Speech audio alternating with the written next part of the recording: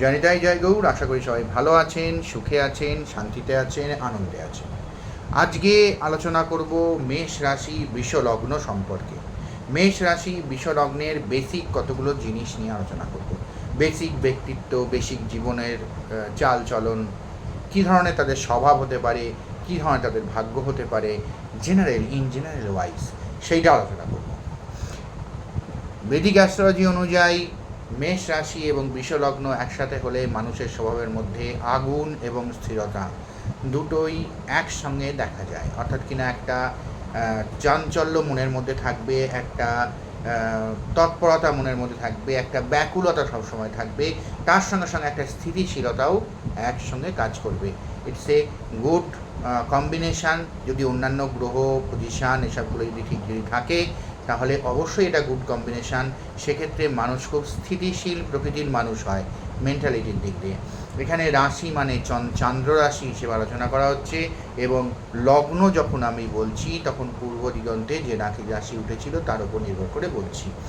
রাশি এখানে আমরা বলছি মেষ রাশি, এবং লগ্ন আমরা এখানে বলছি বৃষ রাশি। মেষ রাশির অধিপতি মঙ্গল এবং বৃষ রাশির অধিপতি শুক্র। মঙ্গল হচ্ছে পরিশ্রমের কারক, মঙ্গল হচ্ছেন অধ্যবসায়ের কারক, মঙ্গল হচ্ছেন দীর্ঘমেয়াদী লড়াইয়ের কারক, মঙ্গল হচ্ছেন হঠাৎ করে রেগে যাওয়ার কারক, মঙ্গল হচ্ছেন আধ্যাত্মিকতার কারক, মঙ্গল হচ্ছেন সৎ পথে চলার কারক। শুক্র হচ্ছেন আধ্যাত্মিকতার কারক, কিন্তু শুক্রের উদ্দেশ্য অন্য। আধ্যাত্মিকতা একটা সেলফ স্যাটিসফ্যাকশনের জন্য ব্যবহার করা হচ্ছে শুক্রের উদ্দেশ্য। শুক্র চায় আনন্দ, শুক্র চায় বিলাসিতা, শুক্র চায় আরাম, কিন্তু তার মধ্যে কোনো অনৈতিকতা থাকবে না এমন এক বিলাসিতা সে চায়, এমন এক উন্নতি সে চায় যেখানে সর্বাঙ্গীন উন্নতি হয়, এমন এক ব্যবস্থা যে চায় যেখানে তার সঙ্গে সঙ্গে তার আশেপাশের লোকেরও উন্নতি হোক, এরম একটা পরিস্থিতি সে চায়।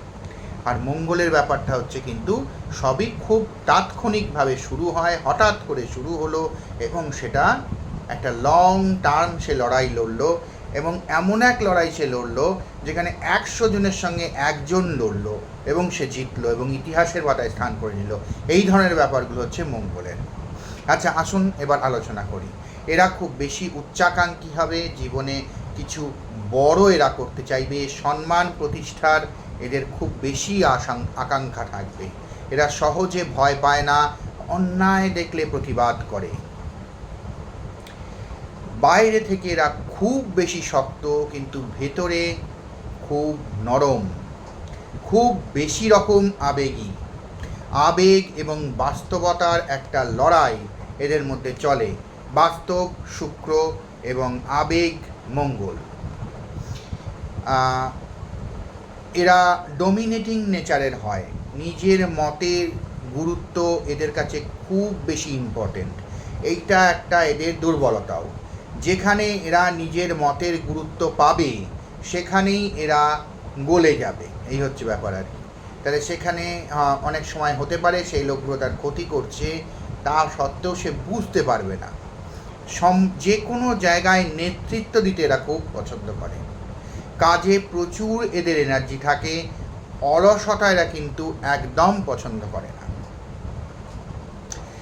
পরিবারের প্রতি এদের খুব টান থাকে, পরিবারের জন্য এরা অনেক কিছু করতে চায় বা করতে পারে, অসাধ্য সাধন পর্যন্ত এরা করতে পারে, এক গলা পাকে পর্যন্ত নেমে পড়তে পারে। লক্ষ্য ঠিক করলে সহজে পিছিয়ে এরা যায় না, রাগ জমিয়ে রাখে এবং হঠাৎ তার আউটব্লাস্ট হয়।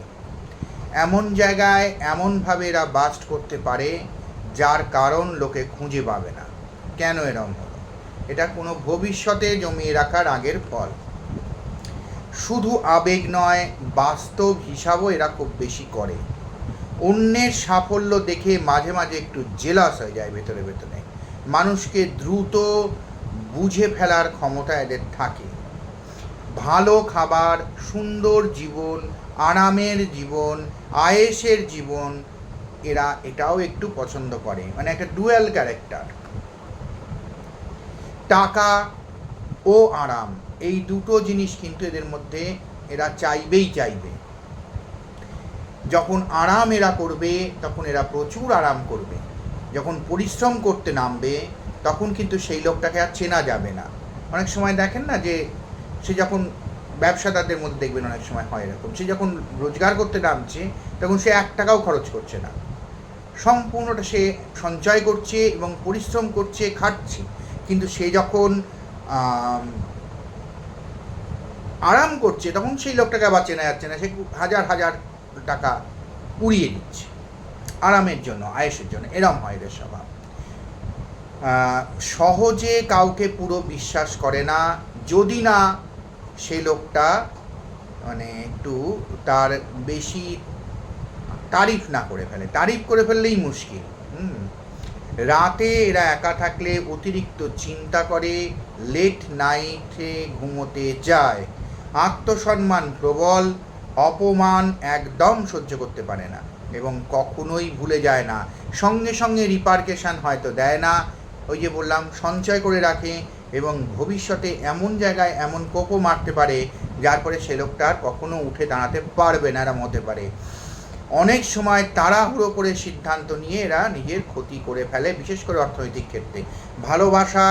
ভালোবাসায় এরা খুব বেশি গভীর হয়, কিন্তু অধিকার বোধ অনেক সময় তার কাপলকে কিছুটা অস্বস্তিতে ফেলতে পারে খুব বেশি নিয়ন্ত্রণ করার জন্য।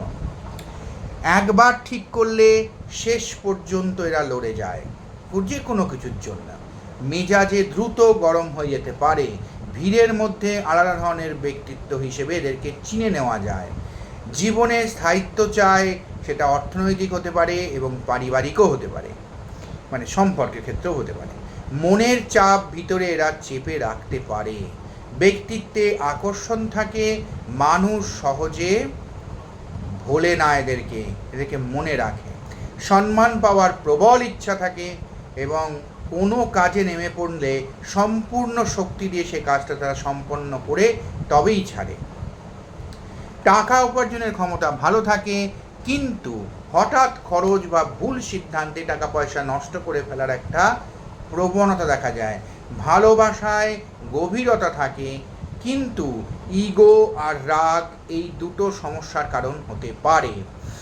ব্যবসা, প্রশাসনিক কাজ, ম্যানেজমেন্টের কাজ, টেকনিক্যাল কাজ, মিডিয়া, সেলস, রাজনীতি, নেতৃত্ব জাতীয় কোনো কাজ, এইগুলোতে এরা উন্নতি করতে পারে।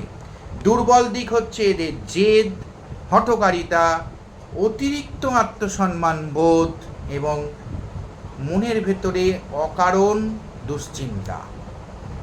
আর পজিটিভ দিক হচ্ছে সাহস, পরিশ্রম, লড়াই করার ক্ষমতা আর নেতৃত্বের ক্ষমতা। ভালো থাকবেন সবাই। জয় নিতাই, জয় গৌর।